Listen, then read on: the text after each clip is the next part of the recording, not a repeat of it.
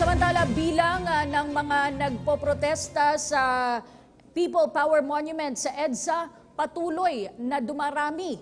Ilang mga opisyal ng pamahalaan ng nakaraang administrasyon ay nakisama na rin sa naturang protesta. Mag-uulat si Kirby Cristobal live. Kati, sa mga oras na ito ay patuloy nga na tumataas itong bilang ng mga nagkikilos protesta. Dito yan eksakto sa People Power Monument sa EDSA.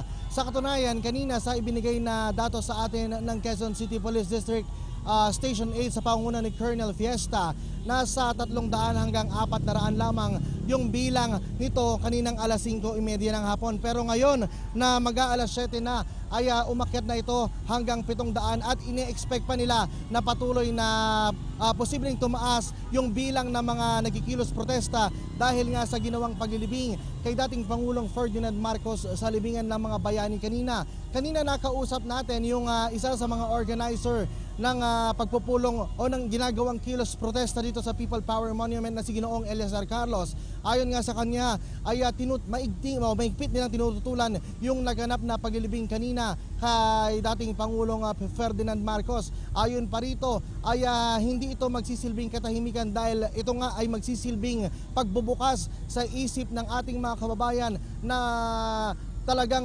nakatikim ng matinding hinagpis noong panahon ng martial law.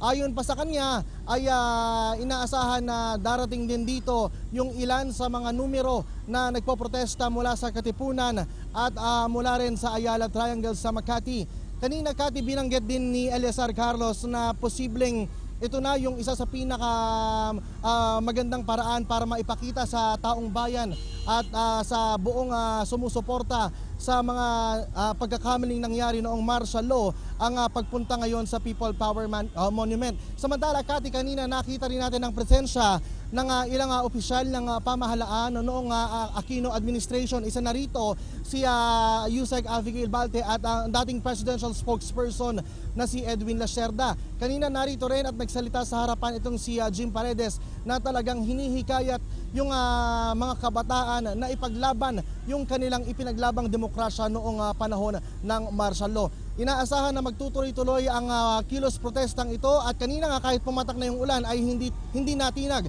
itong mga kabataan, ilang sektor mula sa Katoliko ang nandito, kabilang na ilang mga madre na nagpunta rito at meron din na mula pa noong panahon ng martial law o yung mga naging biktima ng martial law. Mahigpit ang ipinatutupad na seguridad ngayon ng Philippine National Police para masiguro na rin yung seguridad ng mga nagkikilos protesta ngayon dito yan sa bahagi ng EDSA.